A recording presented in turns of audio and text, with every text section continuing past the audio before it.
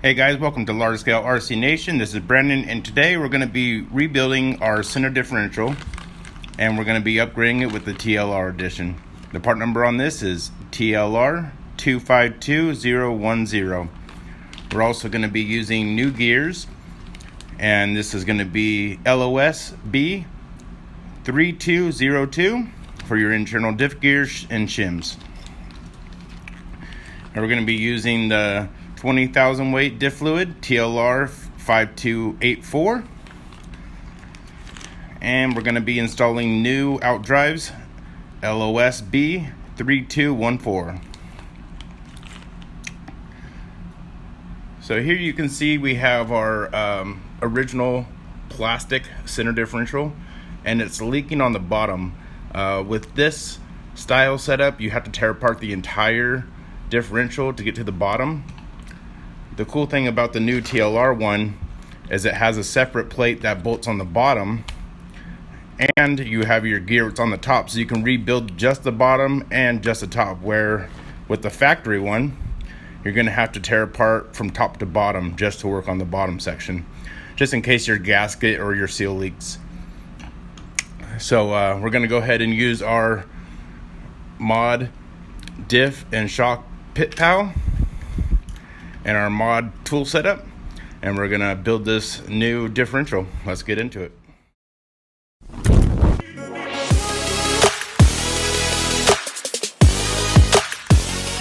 So while we're building this, just want to give you a quick update on the channel. I'm looking to upgrade the studio more, so I am going to be getting a green screen setup, and just that way I have a nice background. I can change it, make it look a little bit more professional. Right now I'm using the DJI Osmo 4. I just picked this up, and I'm trying out different stuff, trying to see what's going to work best and try to make this video experience a little bit better for you guys.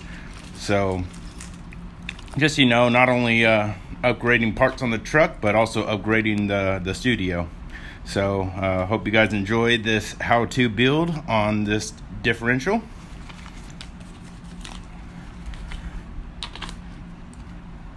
The new TLR center differential does come with the paper gaskets along with the rubber O-ring seals, so you don't need to purchase those. And it does come with the hardware to reinstall the bottom plate as well as your gear. So the only thing that I will be reusing on this old one is my bearings. The bearings are still good, and I'm going to be using the mod super secret spur gear. You can see here that these are CNC machined out, and also the center section, which makes it lightweight. And every little bit, I mean, it's not much weight just for this one piece, but if you add every single mod part or any other upgraded part that are made lightweight for racing, because of the fact that that has the rotational mass, all these lightweight parts are just going to make it that much less strain on your engine when churning. So just a quick little information on that. So let's tear this apart and get our bearings off. Another thing I want to go over while I'm removing the bolts is you can see on the out drives how badly it grooved out the side, and that's just from when you're in the air, you land and you're giving it gas, your dog bones are gonna groove into the side of those. So what you can do is save them, flip them over, and that way the one from the other side will be over here, and it will be the flat side, so that way you get a little bit more use out of them. You don't throw them away right away. So that's just a little quick tip on what to do with your out drives. Since I'm building a whole brand new one, I just want to completely rebuild it with all brand new parts. And also my front center dog bone, the pin flattened out, so I have a new one that I'm going to be throwing in on that as well. Now, another good reason why to upgrade to this aluminum housing, there is some positives and also some negatives on running these. One of the positives is you know, after rebuilding this multiple times, as you know, plastic will strip out, where here you have metal, it's not going to strip out, so this is going to last a lot longer. but with it being metal, it also will heat up more as you have metal internals and everything else. So there's a little bit of positives and some negatives. The other thing you can do is, if you're going to completely rebuild with a brand new one, is you can keep your old plastic one, rebuild it. If it's bad, if it's not bad, just keep it, and that way you have a backup ready to go on the track, have everything ready to go, new fluids and everything else. So anytime when rebuilding your differential, you want to check your bearings. You want to make sure that it's not gritty when you're spinning it. It's not being hung up. It spins nice and free. Make sure that you oil it if you are reusing them. You can use that, I think it's a 16-in-1 oil, or you can use that bearing blast, any type of bearing lubricant. I don't have a preference yet, but just make sure that you oil all your parts. The smoother it is, the better it is going to be in your truck, and less stress on your engine, and it will roll nice and smooth. That's the key. When your truck is on your stand, you want to be able to spin those tires nice and smoothly. There should be nothing binding, and it will make your truck work a lot better. Less work on the engine. All right, so let's go ahead and jump back into this build. We got our bearings nice and clean. They're not binding. They're nice and smooth now that they're oiled. And we'll start putting this back together. So once your bearings are on, we will run our out drive, followed by our O-ring, and this will make it seal. Our metal shim, and then we will put in the pin, which will lock it all together so it doesn't come out. Make sure that it's nice and centered. And now your out drive is on and ready to go. And we'll do the same to the other side.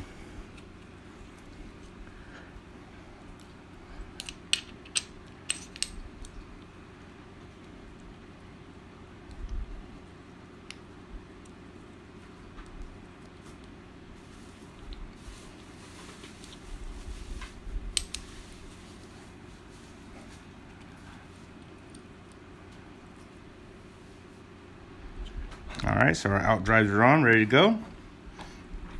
Each one of these will get a gasket, and you'll make sure that the printed side is facing upward.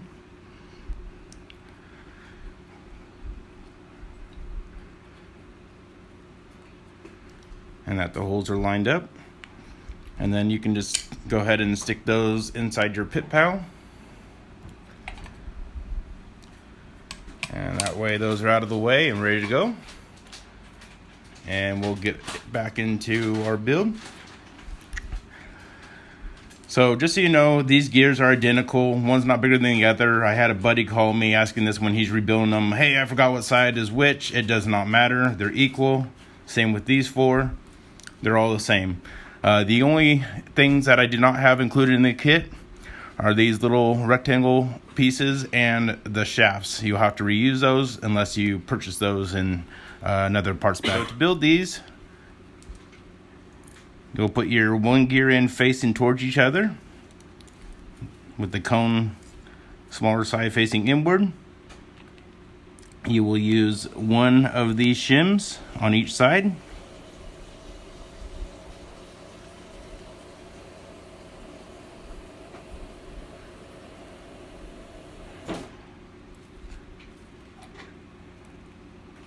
And then I normally put the bevel rounded side inward.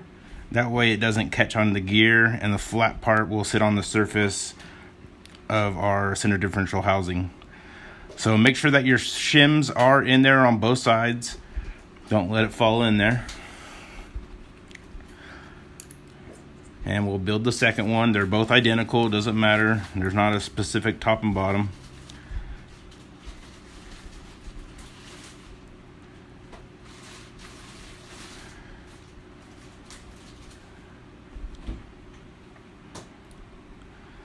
Okay, so these are ready to go, and we'll spread them out once we drop them in there. So our next step is to bolt on our bottom onto the housing. It doesn't matter which side. Just make sure that it's lined up with the holes. And we're going to add some blue Loctite, as I always do with any metal surface that's going to be taking a bolt. Don't put a lot on, just a little bit, that way it's easy to break free, but it will keep it from falling out from the vibrations. So we are going to be using a 2.5 millimeter to bolt this up. And we'll go ahead and add our Loctite on. Now that Loctite is on all bolts, we'll go ahead and install them. And you're going to want to do this in a cross pattern. And make sure that they go in nice and smooth. That way you do not strip out the threads on the housing.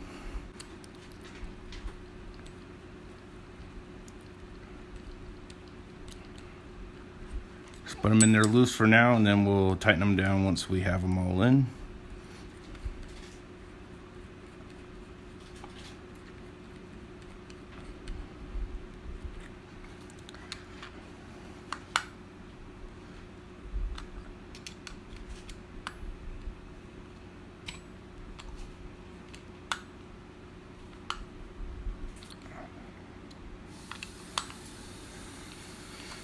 All right, so now we have the bottom complete and our pins in there. So now we can drop in our larger gear, and you can see how it has indentation for that pin in the side. So we'll keep it straight across and drop it in there, and it sits down nice and flush with the outdrive. So that one is done. Now we will take our internal gears and set those in there.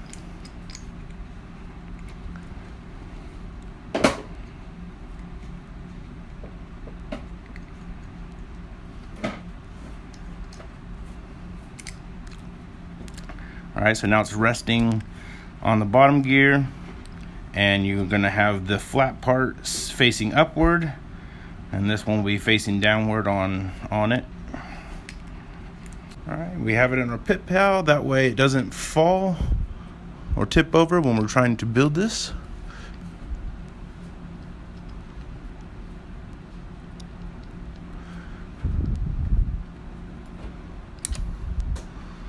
Okay, as you can see, we have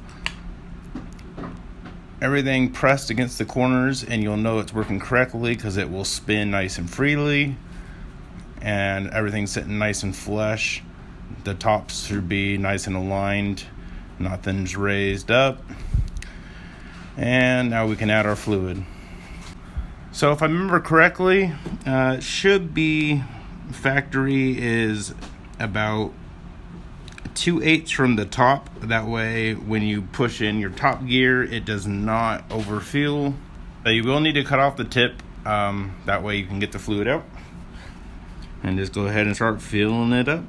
Put it in on all four sides. It's thick on this one, so that way it's nice and even as you work your way around, and the air bubbles will go ahead and release up within time. That's why it's nice to have this stand, that way you're not sitting there trying to hold it forever. So you can see the air bubbles now that I zoomed in. You can turn it slowly and work out some of the air bubbles and just make sure that the fluid's completely saturated the gears. And you can also see about the height that I left the gap of air, because when you put this gear in upside down, it's going to press down and it will raise the fluid level.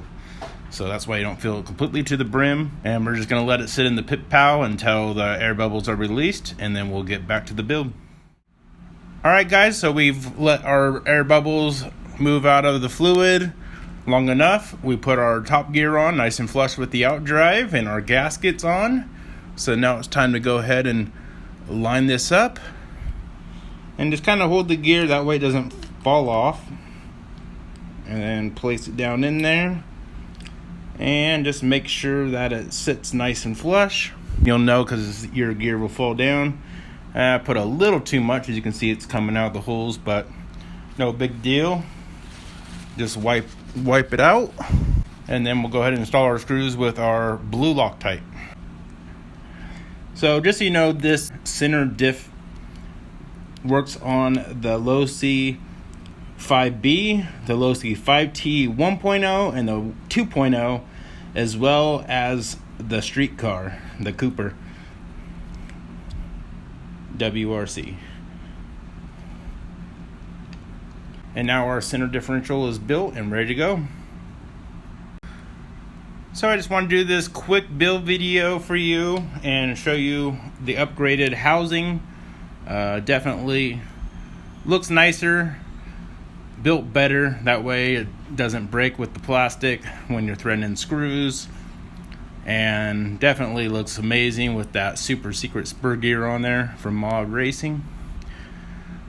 And let's go ahead and install this back in the truck, ready to go.